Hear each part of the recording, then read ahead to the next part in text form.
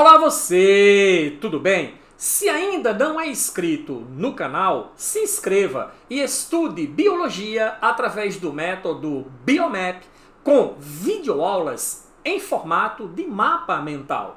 Você terá acesso a videoaulas com conteúdo completo e material para download na descrição de todos os vídeos. Boa aula e bons estudos! O sistema renal não é só importante pela filtragem do sangue ou pela produção da urina, que garante a liberação dos excretas de certo nível de toxicidade que são produzidos pelo metabolismo das células. Mas esse sistema renal é extremamente importante na manutenção de uma função vital denominada de pressão arterial. Eu sou o professor Billy Paul, do canal de Ciências Biológicas e Autodesenvolvimento, e após a vinheta, Sistema Urinário, Funções e Anatomia Renal, especialmente para você. Vamos lá?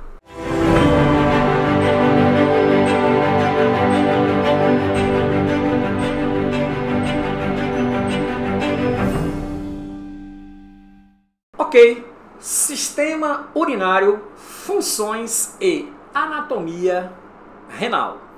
O sistema urinário antes era denominado de sistema excretor. Até porque acreditava-se que a função básica preponderante e predominante do sistema urinário estava relacionado à simples filtragem do sangue e à produção da urina. Descobriu-se depois que ele faz muito mais que isso, como nós vamos observar nas suas respectivas funções. Professor, quais são as funções clássicas do sistema urinário? Basicamente, filtrar o sangue, eliminando as substâncias tóxicas que são liberadas pelo metabolismo celular, a excreção da urina, reabsorção de água e sais de maneira controlada, inclusive por estímulo hormonal, e um dos objetivos de fazer isso é exercer controle vital sobre a pressão arterial, como nós vamos ver nessa aula.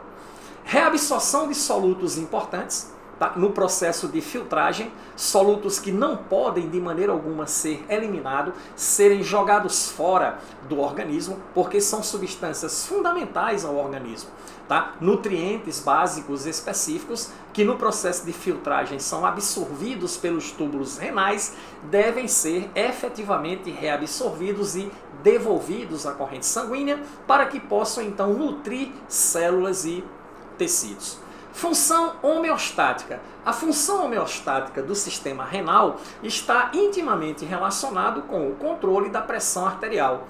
A osmolaridade tecidual, o controle dos processos osmóticos a nível de tecido, evitando que os volumes celulares aumentem muito ou que percam volume celular, o que é importante para a manutenção do equilíbrio da célula. Então, a osmolaridade tecidual, que é o controle da osmose, isso tem a ver exatamente com o controle dos níveis de água e sal no organismo, também é feito pelo sistema renal. Regulação do pH plasmáticos. Atividades metabólicas podem acidificar o sangue e a própria atividade respiratória também contribui para acidificar o sangue. Então você tem aí o sistema renal participando do controle do pH plasmático de modo a evitar acidificação orgânica. A gente vai ver como isso funciona no decorrer das nossas aulas sobre sistema urinário. Não é inscrito no canal? Se inscreva, ative as notificações, novas videoaulas todas as semanas. O rim também pode ser entendido como sendo uma glândula. Uma glândula, professor? Sim. Por quê? Porque ele exerce função endócrina, produzindo um hormônio chamado de eritropoietina, tá? Que estimula a medula óssea no aumento da síntese de eritrócitos ou glóbulos vermelhos mediante necessidades especiais do organismo. Tá? A gente estuda melhor isso aí, exatamente lá no sistema endócrino a gente fala mais detalhado sobre isso, beleza? Muito bem, primeira coisa importante que estudamos quando falamos em sistema urinário é a relação do rim com o controle da pressão arterial. Seguinte, a pressão arterial ela deve se manter sempre no nível de 120 por 80 milímetros mercúrio. É a pressão que nós chamamos comumente de 12 por 8. Claro que durante o dia essa pressão ela tende a sofrer variações. E aí, sempre que a variação de pressão arterial, ocorre abaixo dos níveis basais, o que é que a gente quer dizer com isso? O que caracteriza uma hipotensão? Você está aí normalmente no seu dia a dia fazendo suas atividades, trabalhando e de repente a pressão arterial cai.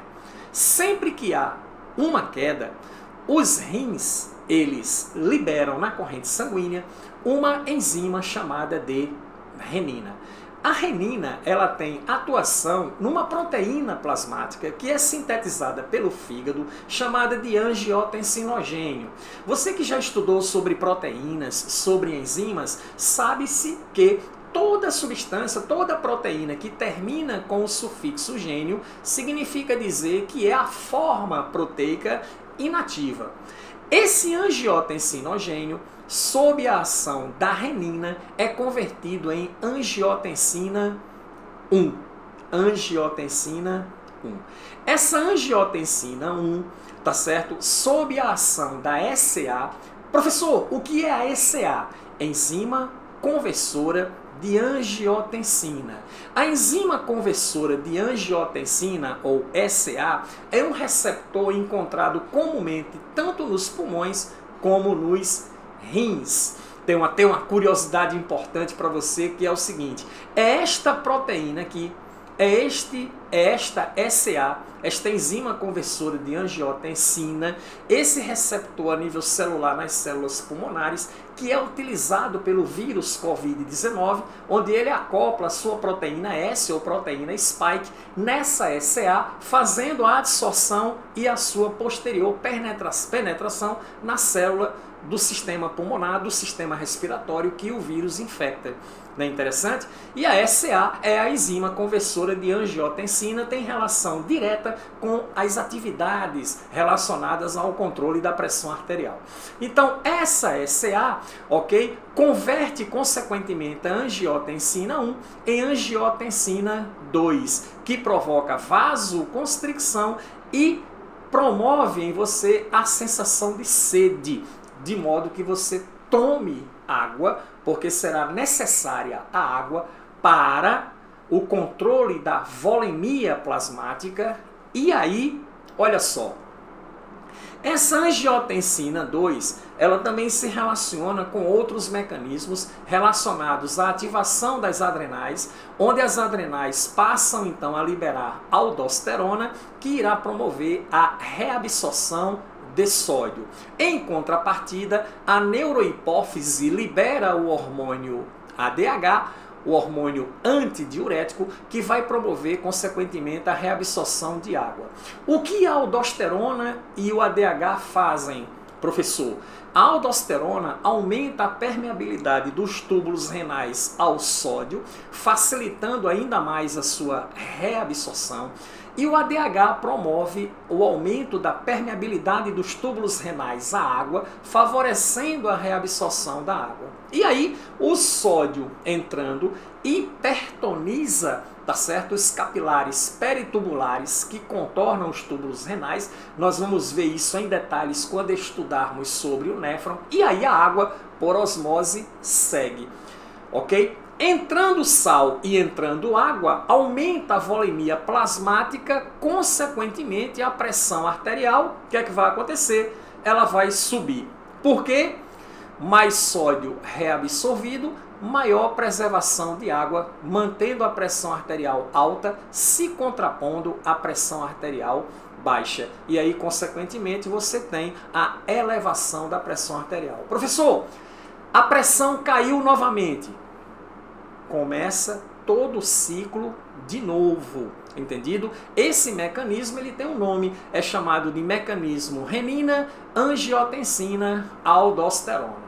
Toda vez que a pressão arterial cair, hipotensão, o rim irá liberar renina, que atua sobre o angiotensinogênio, convertendo em angiotensina 1, que sob a ação da enzima conversora de angiotensina existente nos pulmões e também nos rins, será convertida para angiotensina 2, provocando vasoconstricção arterial e sensação de sede.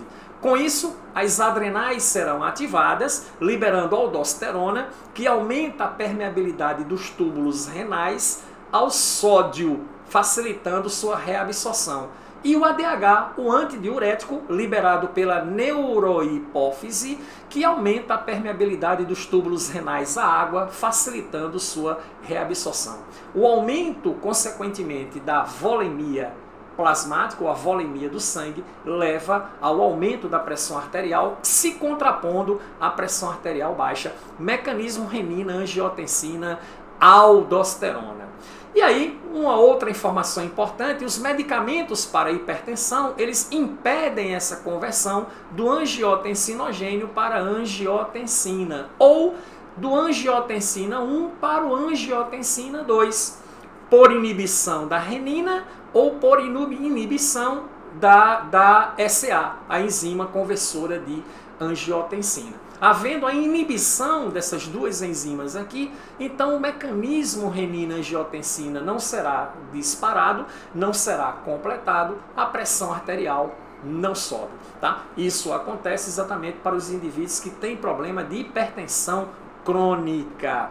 Beleza, galera? E aí, anatomia do sistema urinário. Como é que fica a anatomia do sistema urinário, professor? Olha só, aqui nós temos os dois rins. Beleza ou não? Os dois rins, tá?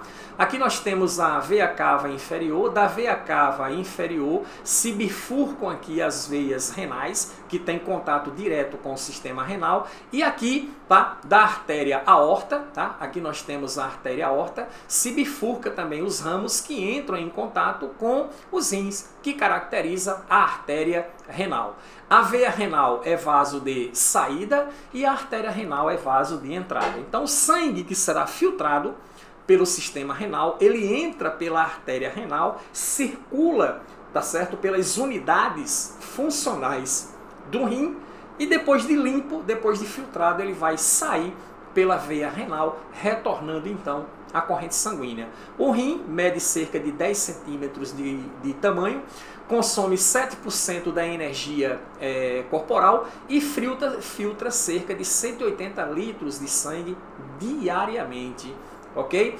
Toda essa urina produzida é armazenada logo mais abaixo aqui na bexiga urinária, que tem capacidade para armazenar cerca de 700 a 800 ml de urina, mas a vontade de urinar, quando bate 300 ml, você já sente vontade, e elimina cerca de 1 litro a 1,5 litro de urina todos os dias, ok? A bexiga urinária se comunica com os rins através dos ureteres, que são essas duas estruturas aqui, ó.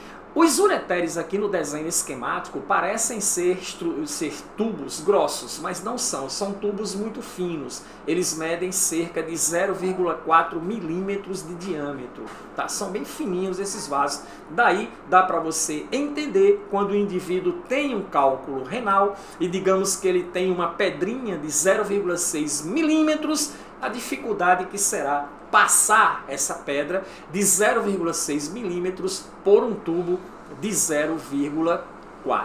Outro detalhe importante, perceba que esse sistema urinário aqui, tá certo? É um sistema urinário feminino. Beleza ou não? Observe que a bexiga ela fica muito próxima da região urogenital. E aqui você tem a uretra, tá vendo a uretra aqui embaixo? Perceba que aqui, ó, a genitália feminina, tá aqui a uretra e essa uretra é bem curta. Percebe que ela é curta? Ela é cerca de 5 centímetros. Essa questão da uretra ser curta na mulher, porque a genitália é muito próxima da bexiga, favorece muito processos de infecção urinária, que são mais difíceis de ocorrer no indivíduo de sexo masculino, porque a sua genitália é externa, apresentando uma uretra de um tamanho bem maior. Mas pode ocorrer, professor? Não, claro que pode. Claro que pode ocorrer, mas é mais comum nas mulheres exatamente devido a essa proximidade, ok? Dos genitais, aqui uretra, bexiga, que fica tudo muito próximo e é uma uretra curta. Aqui em cima dos rins, o que é que você tem? Você tem as duas glândulas adrenais, uma de um lado e uma do outro, também chamada de glândulas suprarrenais, que produz o importante hormônio do mecanismo renina-angiotensina-aldosterona, que é a aldosterona, que promove a reabsorção de sódio. Beleza? Para concluir, então, a nossa aula inicial sobre o sistema urinário, vamos falar um pouco sobre a anatomia do sistema renal. Professor, o que é importante se analisar na anatomia renal? Está aqui, ó. Aqui nós temos um rim, um desenho renal ampliado, onde você pode ver o seguinte, olha só. Vamos começar por essas estruturas aqui. Aqui você tem a veia renal, tá? E aqui por trás desses túbulozinhos amarelos que representam o nervo renal, você tem aqui logo abaixo a artéria renal. O conjunto formado pela veia renal, que é o nosso vaso de saída, o sangue filtrado sai pela veia renal e vai direto para a corrente sanguínea, e o conjunto formado por essa veia renal, a artéria renal, que é o nosso vaso de entrada, o sangue entra pela artéria renal no sistema renal para a filtração, juntamente com o nervo renal, forma o que se chama de hilo renal, ok? São as conexões importantes dos rins, tá? Com os vasos sanguíneos e com nervos. Aqui você tem o rim, a região do córtex renal, tá aqui, ó. Essa região mais externa, ela representa o córtex renal, e essa região mais interna representa a medula renal, a região medular e a região cortical. Essa região medular, o que é que ela tem de importante? Essas estruturas aqui, que lembram pirâmides, tá? E são chamadas realmente de pirâmides, são as pirâmides renais, onde estão localizadas os néfrons, as unidades funcionais do sistema renal, tá certo? Essas pirâmides renais, elas se comunicam na porção inferior aqui, entendido? Tem uma comunicação aqui, ó. Perceba que essa estrutura, ela lembra um cálice, tá vendo aí que ela lembra um cálice? Beleza? Certo ou não? Esse cálice aqui é chamado de cálice menor. Os cálices menores, eles se conectam às pirâmides renais pela papila renal, que é essa estrutura aqui de conexão entre o cálice menor e a pirâmide renal. Perceba que esses cálices menores, tá? Todos eles se unem de forma conjunta, formando uma estrutura maior, que também é semelhante a um cálice, que é chamado de cálice maior. Logo aqui na extremidade do cálice maior você encontra o bacinete, passou do bacinete e você chega no ureter. O ureter se comunica com a bexiga urinária, a bexiga urinária se enche de urina e vai ser expelida essa urina através da uretra, que está ligada na porção inferior dessa bexiga, e aí você consegue fazer a excreção urinária.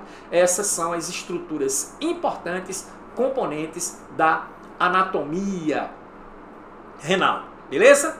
Próxima aula nós vamos analisar os aspectos relacionados ao funcionamento do néfron, que é a grande unidade fundamental e funcional do sistema renal, beleza? Aprendeu? Inscreva-se no canal, vá na descrição do vídeo, baixe o Biomap da aula e o Bioese com exercícios comentados para que você possa exercitar o conteúdo aprendido. Nos encontramos na próxima aula. Até lá!